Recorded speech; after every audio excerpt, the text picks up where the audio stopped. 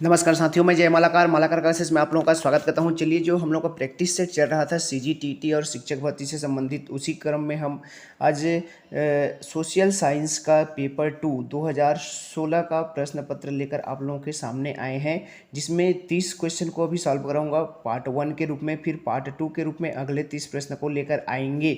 तो आइए 2016 का जो क्वेश्चन पेपर था उसको सॉल्व करते हैं सोशल साइंस से, आपके साइंस वाले पार्ट सोशल साइंस वाले पार्ट से। तो देखते हैं, पहला क्वेश्चन इस तरह से था। इसमें 91 से 120 तक प्रश्न रहेंगे, फिर 121 से 150 तक दूसरे पार्ट के रूप में लिया जाएगा। तो देखते हैं पहला क्वेश्चन। इसे पृथ्वी तल पर प्रथम क्रम की स्थलाकृति कहा जाता है। किसको कहा जाता है? द्वीप, महाद्वीप, पर्वत या फिर डेल्टा। तो इसका सही आंसर हो जाएगा ऑप्शन बी हो जाएगा। महाद्वीप को पृथ्वी तल पर प्रथम क्रम की स्थलाकृति कहा जाता है। ठीक है, आगे देखते हैं क्वेश्चन नंबर 92। प्रयाग प्रशस्ति में निम्नांकित में से किस गुप्त शासक के अभियानों का वर्णन किया गया है? प्रयाग प्रशस्ति अभिलेख है ना, इसमें कौन से शासक का, गुप्त शासक का अभियानों का वर्णन किया गया है? समुद्रगुप्त, चंद्रगुप्त, समुद्रगुप्त, चंद्रगुप्त द्वितीय या फिर स्कंदगुप्त। तो सही आंसर हो जाएगा समुद्रगुप्त, ऑप्शन बी इसका सही आंसर हो जाएगा। इसमें मैं व्यापम ने जो आंसर लिया है उन्हीं आंसरों को करा रहा हूँ जो फाइनल आंसर लिया गया था। आपके मॉडल आंसर के दावापत्ती उपरांत है ना जो आंसर लिया गया था, फाइनल आंसर, उन्हीं आंसर को देखते हैं। 93। अमीर खुसरो किस सूफी संत के शिष्य थे? अमीर खुसरो किनके शिष्य थे उनको बताना है। तो अमीर खुसरो किनके शिष्य थे? शेख मोइनुद्दीन चिश्ती, शेख निजामुद्दीन औलिया, हमीदुद्दीन नागौरी या फिर शेख कुतुबुद्दीन बख्तियार, है ना। तो इसका सही आंसर क्या हो जाएगा? 93 का सही आंसर हो जाएगा ऑप्शन बी, शेख निजामुद्दीन औलिया के शिष्य थे अमीर खुसरो। याद कर लीजिएगा, बहुत बार रिपीटेड क्वेश्चन है ये, किसी न किसी एग्जाम में आता ही रहता है। अमीर खुसरो शेख निजामुद्दीन औलिया के शिष्य थे। और देखिए यहाँ पे शेख कुतुबुद्दीन बख्तियार है ना, बख्तियार काकी है, इनके याद में कुतुब मीनार बनाया गया था। कुतुब मीनार किन्होंने बनाया था? तो कुतुबुद्दीन ऐबक ने प्रारंभ किया था और इल्तुतमिश ने अंत किया था। 94 पे आते हैं। राष्ट्रीय करिकुलम फ्रेमवर्क जो एनसीएफ 2005 के अनुसार निम्नांकित में से क्या सही है? जो देखिए एनसीएफ 2005 से संबंधित अगर आपको वीडियो देखना है तो इसमें 40 से 50 प्रश्नों का एक सीरीज हमारे द्वारा बनाया गया है, आप देख सकते हैं। यहाँ से क्वेश्चन बाहर नहीं जाएगा एनसीएफ के लिए। तो देखते हैं यहाँ पर प्रश्न, देखिए ऑप्शन इस तरह से है। यह एक जनप्रिय सोच है कि समाजशास्त्र एक अनुपयोगी विषय है। शिक्षक तथा विद्यार्थी दोनों ही इस विषय वस्तु को समझने की रुचि नहीं रखते। स्कूली शिक्षा के प्रारंभ से ही यह समझा जाता है कि प्राकृतिक विज्ञान समाजशास्त्र से अच्छा है। तो इसका सही आंसर जो व्यापम द्वारा लिया गया था वो था ऑप्शन डी लिया गया था, उपरोक्त सभी लिया गया था, इसका ऑप्शन डी लिया गया था। ठीक है, आगे देखते हैं क्वेश्चन नंबर 96 पे 95 है। 95 देखते हैं। हिंदुओं में सजातीय वर्ग के साथ धार्मिक विधि से पिता के द्वारा पुत्री का विवाह करने को किस प्रकार का हिंदू विवाह कहा जाता है? प्रजापत्य विवाह, ब्रह्म विवाह, धार्मिक विवाह या फिर आर्य विवाह। तो इस प्रकार के विवाह को कहा जाता है ब्रह्म विवाह कहा जाता है। धार्मिक रीति रिवाजों के साथ जो विवाह होता है उसको ब्रह्म विवाह कहा जाता है। ठीक है, आगे देखते हैं क्वेश्चन नंबर 96। किस चट्टान में जीवाश्म नहीं पाया जाता है? कौन से चट्टान है जिसमें जीवाश्म नहीं पाया जाता है उसको देखना है। सादी चट्टान, आग्नेय चट्टान, कायांतरित चट्टान या फिर इसमें से कोई नहीं। तो इसमें आंसर क्या हो जाएगा? आग्नेय चट्टान, ऑप्शन बी इसका बिल्कुल सही आंसर हो जाएगा। आगे देखते हैं 97 प्रश्न। कौन सा पठार वर्तमान में हिम आवरण के नीचे है? हिम आवरण के नीचे दबा हुआ है एक पठार जो है इसमें से। तो देखिए दक्कन का पठार, मेघालय का पठार, आर्कटिका का पठार या फिर कोलोराडो का पठार। तो इसमें सही आंसर जो हो जाएगा वो हो जाएगा अंटार्कटिका का पठार हो जाएगा, ऑप्शन सी आर्कटिका। अंटार्कटिका हमेशा बर्फ से ढकाए रहते हैं। ठीक है, 98 नंबर के प्रश्न। इतिहास के व्याख्यानों में निम्नांकित में से क्या आवश्यक नहीं है? क्या आवश्यक नहीं है उसको बताना है। ठीक है, तो देखिए इसमें ऑप्शन इस तरह से है। ऐतिहासिक तथ्य, घटना तथा उनके सही कालक्रम, ऐतिहासिक तथ्यों तथा घटनाओं का सहसंबंध, ऐतिहासिक घटना का विश्लेषण या फिर सभी घटनाओं का सही तिथियां। तो देखिए ऐतिहासिक घटनाओं में जो है यहाँ पे सटीक जो बैठेगा वो है सभी घटनाओं की सही तिथियां। कोई नहीं बता पाता है ना, बस एक अनुमानित कालखंड बताया जाता है। तो इसका आंसर क्या हो जाएगा, ऑप्शन डी हो जाएगा सही तिथि। कोई एग्जैक्ट तिथि नहीं बता पाता है ऐतिहासिक घटनाओं की। आगे देखते हैं 99 नंबर का क्वेश्चन जो इस तरह से है, निम्नांकित में से किस गवर्नर जनरल ने भारतीय राज्यों में सहायक संधि की नीति किसने अपनाई थी? वारेन हेस्टिंग, लॉर्ड कॉर्नवालिस या फिर वेलेस्ली या फिर लॉर्ड मिंटो। तो देखिए इसका सही आंसर जो हो जाएगा वो है आपका, देखिए क्या बोला है, सहायक संधि। तो सहायक संधि में आ जाएगा आपका वेलेस्ली आ जाएंगे, ठीक है, लॉर्ड वेलेस्ली। ऑप्शन सी इसका बिल्कुल सही आंसर हो जाएगा।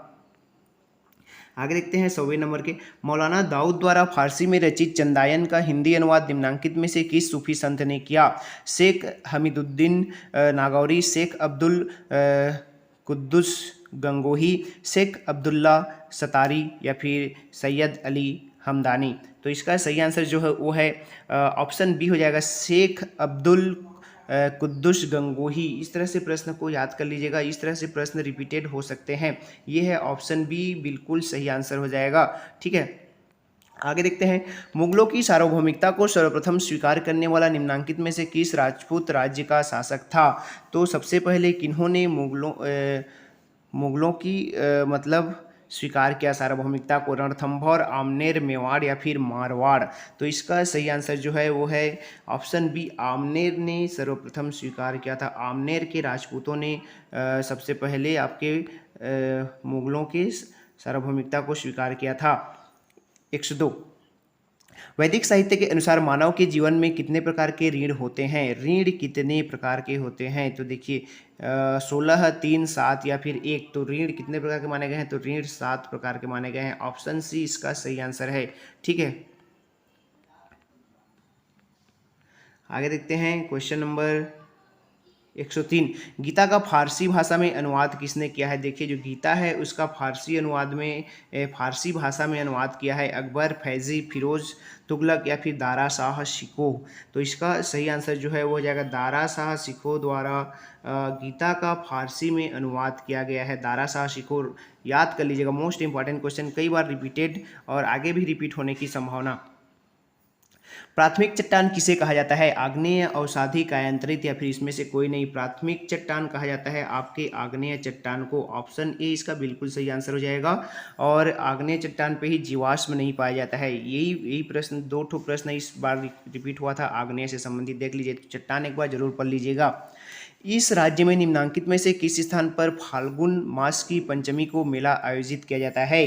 तो देखिए कौन से, तुरतुरिया, दामाखेड़ा, खल्लारी या फिर गिरौदपुरी। इस तरह से जो मेले होते हैं छत्तीसगढ़ में उसको आप याद कर लीजिएगा। तो नाग पंचमी है ना, माघ मास की पंचमी को बोला है ना, तो वो गिरौदपुरी में। ऑप्शन डी सही इसका बिल्कुल सही आंसर हो जाएगा। ऑप्शन डी इसका सही ऑप्शन हो जाएगा, फागुन मास की बोला है ना। क्या बोला था प्रश्न एक बार 105? हाँ, फागुन मास की पंचमी, तो गिरौदपुर हो जाएगा। ऑप्शन डी हो जाएगा बिल्कुल सही। इतिहास के स्रोतों के रूप में प्रस्तर लेखों को कक्षा में समझाने के लिए निम्नांकित में से किसका उदाहरण दिया जा सकता है? धार्मिक भावनाओं में लगे दान अभिलेखों का, सरकारी भवनों में लगे आधारशिला उद्घाटन पत्थरों का, ए और बी दोनों या फिर उपरोक्त में से कोई नहीं? तो इसका जो आंसर हो जाएगा वो ऑप्शन सी हो जाएगा, ए और बी दोनों इस तरह से होते हैं, ठीक है। आगे देखते हैं 107 नंबर के प्रश्न पे आते हैं जो इस तरह से है, निम्नांकित में से किस भारतीय राज्य में ब्रिटिश ईस्ट इंडिया कंपनी ने रेसिडेंस नियुक्त की नीति प्रारंभ की थी? अवध, कर्नाटक, हैदराबाद या फिर ग्वालियर? तो इसका सही आंसर हो जाएगा ऑप्शन ए, अवध हो जाएगा। रेसिडेंस सबसे पहले ईस्ट इंडिया कंपनी ने नियुक्त किया था तो वो था अवध, ठीक है। 107 नंबर का ऑप्शन ए हो जाएगा। 108, इस राज्य का निम्नांकित में से कौन सा क्षेत्र काष्ठ कला के लिए प्रसिद्ध है? बस्तर, सरगुजा, रायगढ़ या फिर दुर्ग, राजनांदगांव? तो इसका बिल्कुल सही आंसर हो जाएगा ऑप्शन ए हो जाएगा। बस्तर काष्ठ कला के लिए सर्वाधिक प्रसिद्ध है। रायगढ़ किस लिए प्रसिद्ध है? आप लोग कमेंट करके कमेंट बॉक्स में बताइएगा, रायगढ़ किस कला के लिए प्रसिद्ध है। जैसे आपका ये आपका क्या बोलना चाहिए, बस्तर तो काष्ठ कला के लिए प्रसिद्ध है, लेकिन रायगढ़ कौन से कला के लिए प्रसिद्ध है? कमेंट करके ज़रूर बताइएगा। आगे देखते हैं 109 नंबर, निम्नांकित को सुमेलित कीजिए। मौलिक अधिकार और अनुच्छेद दिया है। स्वतंत्रता का अधिकार 29-30 बोला है, शोषण के विरुद्ध अधिकार 25 से 28, धार्मिक स्वतंत्रता का अधिकार 19-22, सांस्कृतिक और शैक्षणिक अधिकार 23 से 24। तो इस तरह से जो अधिकार हैं उनको सुमेलित करने के लिए जरूर दिया जाता है। तो एक बार देख लीजिएगा, इसका कूट में ऑप्शन दिया हुआ है, ठीक है, इस तरह से। तो स्वतंत्रता का अधिकार होता है 19 से 22 में, है ना। स्वतंत्रता का अधिकार जो होता है एक मिनट, स्वतंत्रता का अधिकार जो होता है 19 से 22, ठीक है। तो तीसरा पहले में आ जाएगा। तो देख लेते हैं, अगर तीसरा पहले में है तो वही आंसर हो जाएगा। देखिए इस तरह से, देखिए एक ही बनाने, कभी कभी क्या होता है एक ही बनाओ उसके बाद बन जाते हैं। तो देखिए तीसरा में पहला में तीसरा किसका है, तो देखिए डी, ठीक है। एक ही, कभी कभी ऐसे क्वेश्चंस कूट वाले एक ही बनाएंगे और बन जाता है, पहला में तीसरा, ठीक है। तो ये ऑप्शन डी इसका सही आंसर हो जाएगा, ठीक है। आगे देखते हैं, लेकिन एक बार इसको समझ लीजिएगा। पहले स्वतंत्रता का अधिकार तीसरा 19 और 22 अनुच्छेद पे होता है। फिर आपका शोषण के विरुद्ध 23 से 24, धार्मिक स्वतंत्रता का में आ जाएगा आपका धार्मिक स्वतंत्रता के में आ जाएगा 25 से 28, और सांस्कृतिक व शैक्षणिक में आ जाएगा 29 से 30, ठीक है। तो ये थे प्रश्न। आगे देखते हैं अगला प्रश्न 110, पराबैंगनी किरणों को वायुमंडल में किस परत द्वारा अवशोषित किया जाता है? क्षोभ मंडल, आयन मंडल, बहिर्मंडल या फिर ओजोन मंडल? तो इसका सही आंसर जो हो जाएगा, पराबैंगनी किरणों को ओजोन मंडल या फिर ओजोन परत द्वारा इसको क्या किया जाता है, अवशोषित किया जाता है, ठीक है। आगे देखते हैं, यह राज्य किस अयस्क को पैदा करने में देश में अग्रणीय है? देखिए छत्तीसगढ़ राज्य के बारे में बताया गया है। ये छत्तीसगढ़ स्टेट है, इसलिए छत्तीसगढ़ के बारे में लौह अयस्क, टीन, हीरा या फिर उपरोक्त में से कोई नहीं। तो यहाँ पे सही आंसर हो जाएगा टीन, है ना। टीन के लिए देश में फर्स्ट स्थान रखता है छत्तीसगढ़। और सबसे ज़्यादा टीन छत्तीसगढ़ में कहाँ उत्पादित होता है, तो सुकमा जिले में होता है, याद रख लीजिएगा सुकमा। अब जिला भी पूछ सकता है, ठीक है, कहाँ होता है, तो सुकमा जिले पे। आगे देखते हैं अगला प्रश्न, क्या होगा, क्या होगा? मान लीजिए संविधान के अनुच्छेद 368 में संशोधन से संबंधित एक संशोधन विधेयक लोकसभा में विचाराधीन है। सदन में 270 सदस्य उपस्थित हैं। मतदान में समस्त उपस्थित सदस्य विधेयक के पक्ष में मतदान करते हैं। तो क्या होगा? विधेयक पारित हो जाएगा, पारित नहीं होगा, राष्ट्रपति को संदर्भित किया जाएगा या फिर राज्यसभा को भेज दिया जाएगा? तो इसका सही आंसर जो हो जाएगा ऑप्शन बी, ऑप्शन बी, पारित नहीं होगा बोल रहा है। देखिए क्या बोल रहा है, 270 सदस्य उपस्थित हैं, मतदान के समस्त उपस्थित सदस्य विधेयक के पक्ष में मतदान करते हैं।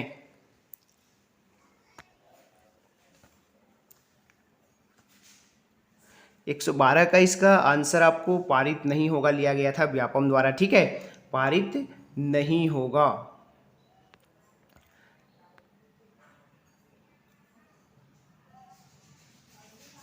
आगे देखते हैं अगला प्रश्न,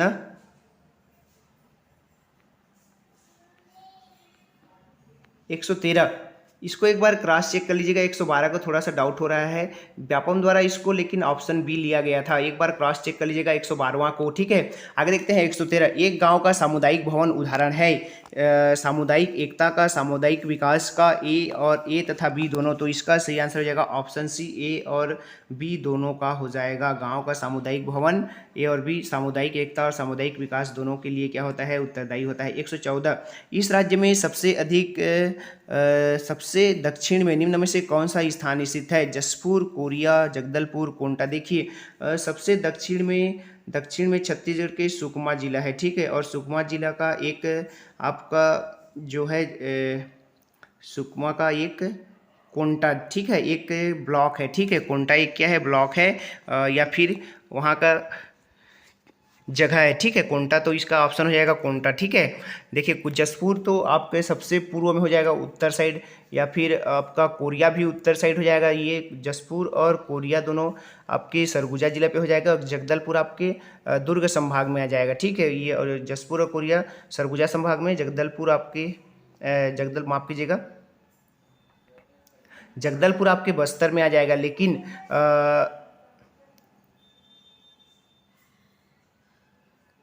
कोंटा जो है सुकमा में आएगा और सबसे नीचे हो जाएगा, ठीक है। आगे देखते हैं 115, निम्नांकित में से किस युद्ध में शेरशाह ने हुमायूं को पूर्णतया पराजित किया था? चौसा, चुनारगढ़, खनुआ या फिर बिलग्राम? तो इसका सही आंसर हो जाएगा ऑप्शन